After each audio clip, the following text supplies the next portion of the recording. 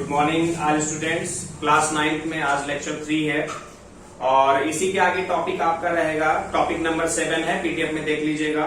दो परिमेय संख्याओं के बीच परिमेय संख्या।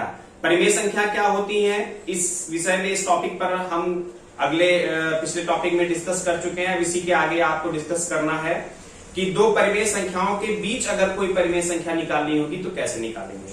इसके लिए आप लोग क्या करेंगे कि जैसे मान लेते हैं ए व बी, कि इसमें अगर आप मान लेंगे कि माना ए व बी कोई दो परिमेय संख्याएं हैं। जैसे ए व बी कोई दो परिमेय संख्याएं हैं और इन दोनों परिमेय संख्याओं के बीच की कोई भी परिमेय संख्या निकालनी होगी तो हम मान लेते हैं कि जैसे सी इन दोनों के बीच की कोई परिमेय संख्या है, यानी ए व बी कोई दो परिमेय संख्याएं हैं और जस्ट इनके बीचों बीच अगर कोई परिमेय संख्या हम सी मान ले तो वो परिमेय संख्या कैसे निकालेंगे। तो c is equal to a plus b upon 2, यानी उन दोनों परिमेय संख्याओं के बीच परिमेय संख्या निकालने के लिए इन दोनों को जोड़ के आप 2 से भाग दे देंगे तो ये c निकल आएगा।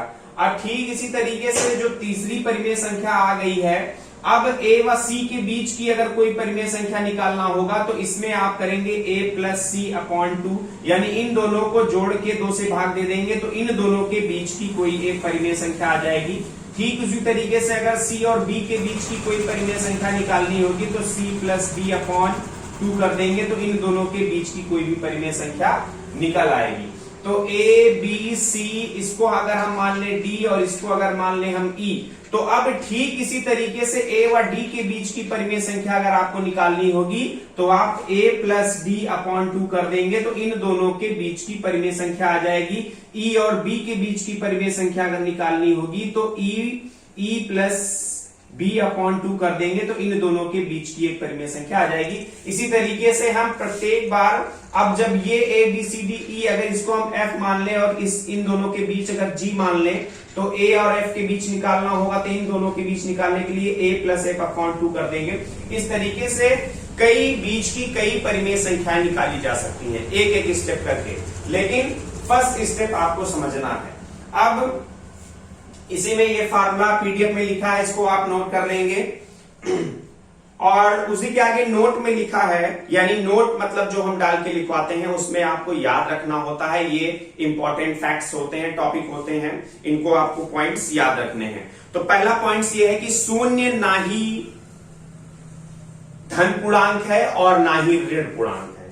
भाई जाहिर सी बात है, संख्या रेखा पर जो भी दर्शाया जाता है शून्य को, तो शून्य आपका यहां होता है और इधर पॉजिटिव 1 2 3 एंड सो ऑन, और इधर निगेटिव -1 -2 एंड सो ऑन। इस तरीके से ये अनंत तक इधर जाते हैं, ये अनंत तक इधर जाते हैं।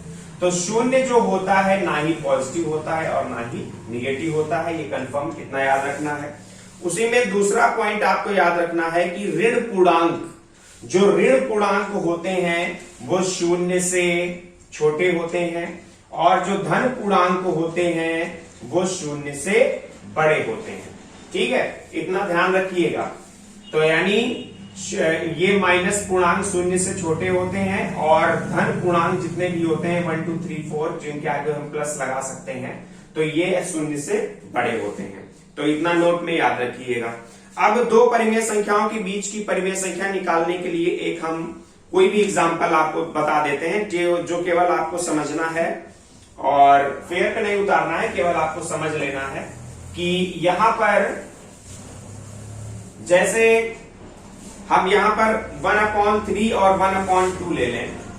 ध्यान दीजिएगा, 1/3 और 1/2, इन दोनों के बीच की परिमेय संख्या अगर आपको निकालनी है तो आप क्या करेंगे कि इन दोनों को जोड़ देंगे। जैसे अब यहां पर आप मान लें 1/3 a हो जाएगा और b आपका 1/2 हो जाएगा। तो c इज इक्वल टू, यानी इन दोनों के बीच, तो क्या करेंगे कि 1/3 प्लस 1/2 को जोड़ के 2 से भाग देंगे, या इसको ऐसे भी लिख सकते हैं 1/2 और ब्रैकेट में ये 1/2 का ये 2 यहां आ जाएगा और 1/3 प्लस 1/2 हो जाएगा। अब 1/2, 3 और 2 का एलसीएम लेंगे 6 आ जाएगा, 3 दूना 6 और 2 3 6, तो ये आ जाएगा 1/2 और ब्रैकेट में 3 और 2 5/2 6 ऊपर ऊपर गुणा 5 एकम 5 और 6 दूना 12, 5/12।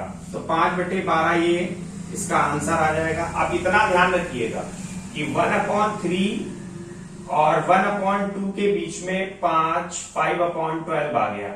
अब देखिए 1/3 छोटा होगा और 5/12 इससे छोटा होगा, तो यानी इस तरीके से इन दोनों के बीच भी कोई अगर परिमेय संख्या आएगी तो जो भी परिमेय संख्या बीच में आप लिखेंगे is less than, is greater than, इनका निशान आप लगाते रहेंगे, ये निशान नहीं भूलिएगा कौन किससे बड़ा है, इतना ध्यान रखिएगा।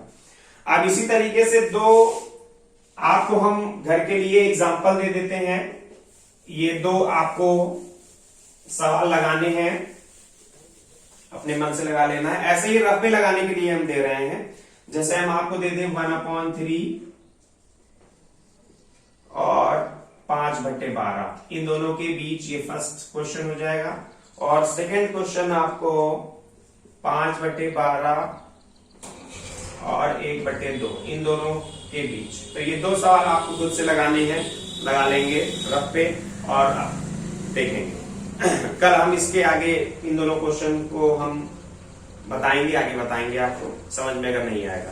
फिर 8वां टॉपिक पीडीएफ में आप देखिए लिखा है अपरिमेय संख्याएं। तो अपरिमेय संख्याएं क्या होती है? परिमेय संख्याएं मालूम है।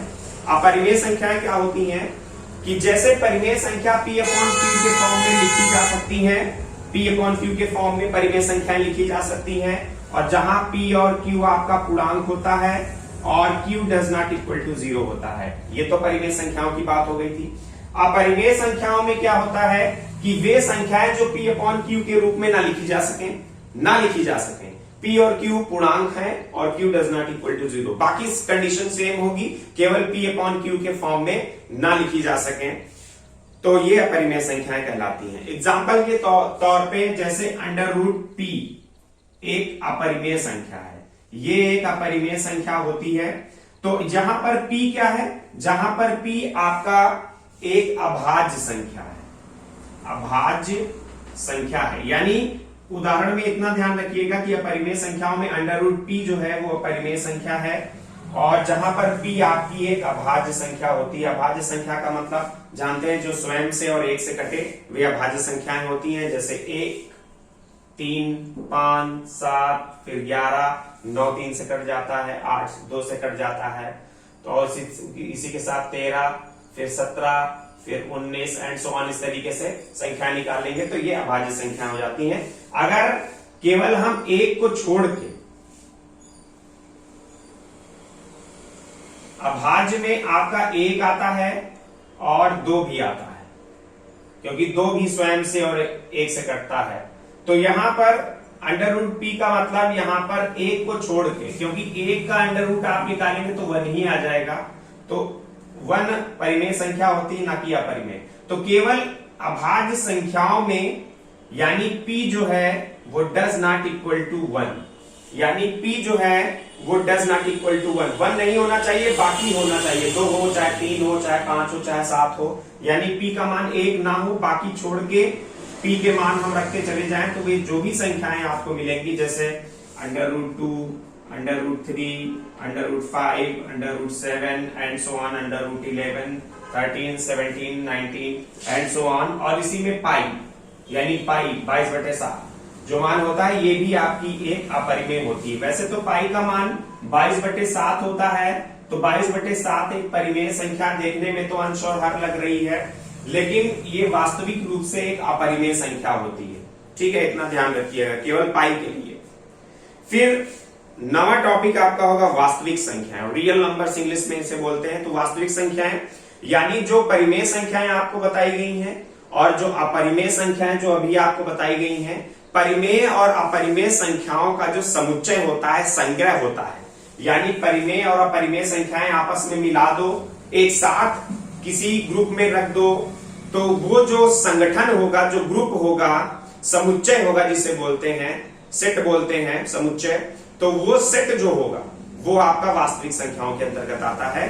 पीडीएफ में लिखा हुआ है। एग्जाम्पल में जैसे 2/7, 3, √2, 3, √3 एंड सो ऑन, इस तरीके से जितनी भी संख्याएं होंगी ये आपकी वास्तविक संख्याओं के अंतर्गत आती हैं। नोट में एक पॉइंट और इसी के नीचे आप लिख लीजिएगा कि शून्य जो होता है, शून्य को ज्यादातर लोग वास्तविक संख्याओं से हटा देते हैं, लेकिन शून्य जो होता है वो वास्तविक संख्या में सम्मिलित होता है। क्यों? क्योंकि शून्य कहने के लिए तो कुछ नहीं है, लेकिन शून्य के पास सबसे ज्यादा पावरफुल है।